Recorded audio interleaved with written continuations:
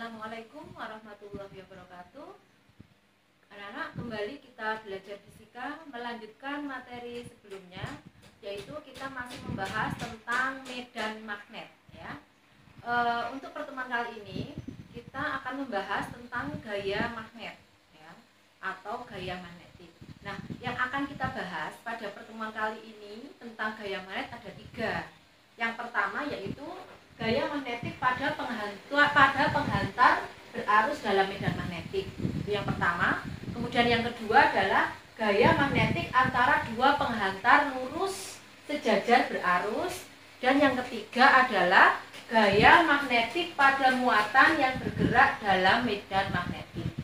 Nah, langsung saja kita bahas yang pertama, yaitu tentang gaya magnetik pada penghantar berarus dalam medan magnetik. Pada pertemuan sebelumnya kita kan sudah pernah membahas tentang besarnya induksi magnetik, kemudian arah dari induksi magnetik atau medan magnetik. Nah, sekarang kita akan membahas tentang bagaimana arah gaya pada penghantar berarus dalam medan magnetik. Nah, di sini saya gambarkan ya. Di sini adalah suatu penghantar.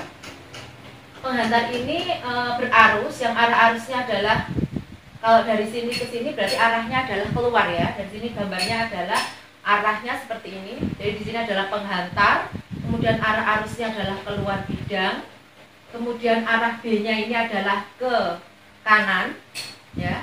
Arah B-nya ke kanan. Bagaimana untuk menentukan arah gayanya? Nah, ini kita pakai tangan kanan ya. Jadi menggunakan kaidah tangan kanan, di mana ibu jari itu menunjukkan arah arus, kemudian keempat jari ini adalah menunjukkan arah medan magnetik atau arah B-nya, kemudian ini ya menunjukkan arah F-nya. Jadi yang telapak tangan saya yang arah keluar, arah terbuka ini adalah menunjukkan F-nya. Sekali lagi, ini adalah arah arus atau I. Keempat jari adalah arah B, berarti di sini adalah arah F-nya. Ini harus saling tegak lurus antara I, B dengan F. Ya. Bagaimana kalau arah I-nya itu ke atas seperti ini? Nah, kalau arah I-nya ke sana, I, arah B-nya keluar bidang. Kalau dari sini misalkan keluar bidang, maka arah F-nya adalah ke arah kanan. Kalau misalkan kita buat seperti ini, I-nya adalah keluar bidang, kemudian B-nya adalah ke kanan. Nah, seperti ini. I-nya adalah keluar, B-nya ke kanan, maka F-nya adalah ke atas. Jadi kalian harus bisa menentukan bagaimana arah gaya magnetik pada penghantar berarus. Sudah paham ya, anak ya? Nah, di sini saya ilustrasikan, misalkan di arah sumbu XY ini adalah arah kanan, ini adalah arah ke kiri. Kemudian sana sumbu Y positif adalah atas, sumbu Y negatif adalah bawah. Ini misalkan sumbu Z, berarti Z yang arahnya masuk ini adalah yang arahnya ke dalam ini adalah arah masuk, Z yang arah keluar. Jadi begini gambarannya ya. Jadi yang ke arah Z positif sana adalah masuk, Z negatif ini adalah arah keluar. Contoh, misalkan di sini kita ada arus yang arahnya penghantar berarus, misalkan arah I-nya ke atas. Misal ya, ini arah I-nya ke atas, kemudian arah B-nya ke kiri.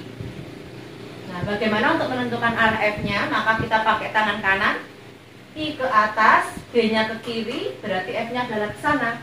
Ke arah sana berarti keluar bidang. Saya balik, misalkan di sini ini adalah arah I, arah B. Bagaimana arah F-nya? Nah, I-nya berarti ke kiri, B-nya ke atas, berarti F-nya adalah masuk bidang. Paham ya anak-anak? Nah, untuk rumusnya, besarnya gaya magnetik pada penghantar berarus yaitu F sama dengan B kali I kali L sin theta. Jadi B itu adalah besaran induksi magnetiknya atau medan magnetiknya B, kemudian I adalah kuat arus, satuannya adalah ampere, L ini adalah panjang penghantar. Jadi L ini adalah panjang penghantar, ini adalah L. Sedangkan untuk sin theta adalah sudut yang dibentuk antara I dengan B. Nah, ini misalkan ini adalah sudut tetanya. Ini atau dari sini. Ini adalah theta. Jadi rumusnya gaya magnetiknya pada penghantar berarus yaitu BIL sin theta. Nah, tetanya ini kebetulan tadi kan yang kita bahas untuk tegak lurus, berarti tetanya adalah 90 derajat. Kalau tetanya 90 derajat, berarti sin 90 kan nilainya 1, maka F-nya sama dengan BIL. Tapi kalau sudut antara I dengan L misalkan di sini 30 derajat, maka ya di sini rumusnya BIL sin 30. Sin 30 kan setengah, kalikan B kalikan I kalikan L. Ini kan adalah gaya magnetik pada penghantar berarus. Selanjutnya yang kedua, kita akan membahas tentang gaya magnetik antara dua penghantar lurus sejajar berarus. Nah, gambarannya seperti ini anak-anak ya. Jadi di sini ada dua penghantar, ya, ada dua penghantar, di mana penghantar pertama diberikan arus I1, penghantar kedua arusnya adalah I2. Nah, I1 dengan I2 perhatikan, di sini arahnya adalah sama. Langsung saja, kalau ada dua penghantar yang arah arusnya sama, maka antara dua penghantar tadi terjadi gaya tarik-menarik. Jadi sebenarnya kalau di sini itu arah arusnya itu sama, entah sama-sama ke atas atau sama-sama ke bawah, maka kawat ini agak melengkung ke dalam. Jadi gambarannya adalah seperti ini. Nah, seperti ini. Yang ini berarti gambarnya, nah, agak melengkung. Kenapa melengkung ke dalam? Karena di sini antara kawat satu dengan kawat kedua terjadi tarik menarik. Nah, kalau antara dua penghantar ini arah arusnya berlawanan, misalkan untuk I1 arahnya ke atas, I2 arahnya ke bawah atau kebalikannya ya. Jadi I1 ke bawah, I2 ke atas, maka antara dua kawat ini akan terjadi gaya tolak menolak. Nah, gambarannya kalau di buku atau di soal biasanya kalau terjadi gaya tolak menolak maka melengkungnya adalah keluar seperti ini. Nah, ini seperti ini. Kenapa melengkung keluar? Karena ini saling menolak, jadi agak melengkung ke sana. Nah, ini adalah tertolak ke sana, F1-nya, ini adalah F2-nya terhadap kawat ke-1 ini adalah dia tertolak ke sana. Sehingga kalau kesimpulannya adalah jika dua penghantar itu arah arusnya adalah sama, ke atas atau ke bawah, maka akan terjadi gaya tarik menarik. Sedangkan jika dua penghantar arahnya berlawanan, maka akan terjadi gaya tolak menolak. Nah, bagaimana untuk menentukan besarnya gaya tarik atau gaya tolak antara dua penghantar? Nah, besarnya adalah ini ya rumusnya. F sama dengan mu0. mu0 adalah permeabilitas ruang hampa. Sudah berkali-kali saya jelaskan ya, saya terangkan bahwa mu0 itu adalah 4pi dikalikan 10 pangkat negatif 7. Kemudian I1 adalah kuat arus pada penghantar 1, I2 adalah kuat arus pada penghantar 2, L ini adalah panjang penghantar ya, panjang penghantar. Kemudian dibagi dengan 2pi A. A itu adalah jarak antara dua penghantar. Entah yang pertama ini atau yang kedua. Nah, ini adalah A adalah jarak antara dua penghantar.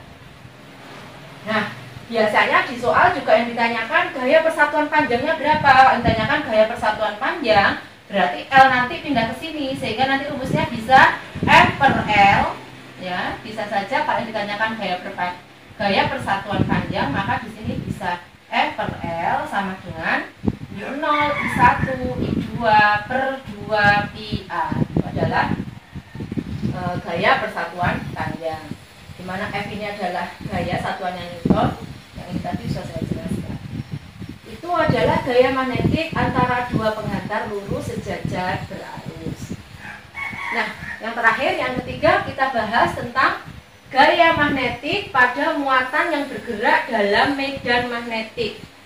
Jadi pada kelas 1 kita sudah membahas bahwa elektron atau muatan yang mengalir pada suatu penghantar akan menimbulkan arus. Jadi muatan tersebut juga akan menimbulkan menimbulkan gaya magnetik atau medan magnet. Nah, sekarang yang kita bahas gaya magnetiknya. Medan magnetik sudah kita bahas sebelumnya ya. Gaya magnetik pada muatan yang bergerak dalam medan magnet. Nah, F sama gaya magnet simbolnya adalah F, besarnya adalah B dikalikan Q kalikan V sin theta. Nah, B ini adalah besarnya induksi magnetik atau medan magnetik, kemudian Q adalah muatan. Muatan ini bisa positif, bisa negatif. Kalau muatannya positif berarti kan proton, muatan negatif berarti elektron. Nah, kalian harus hafal ya, untuk muatan elektron atau muatan proton berapa? Masih ingat? Jadi Q untuk elektron berarti negatif 1,6 kali 10 pangkat berapa? Min 19 ya, kolom. Jadi di sini adalah muatan elektron, besarnya adalah negatif 1,6 kali 10 pangkat min 19 kolom. Kalau proton ya berarti tandanya adalah positif. Nah, ini adalah besarnya muatan elektron maupun proton. Sedangkan V itu adalah kecepatan dari muatan itu, kecepatan proton atau elektron misalkan yang bergerak tadi elektron atau proton. Kemudian sin theta adalah sudut yang dibentuk antara muatan dengan B-nya tadi.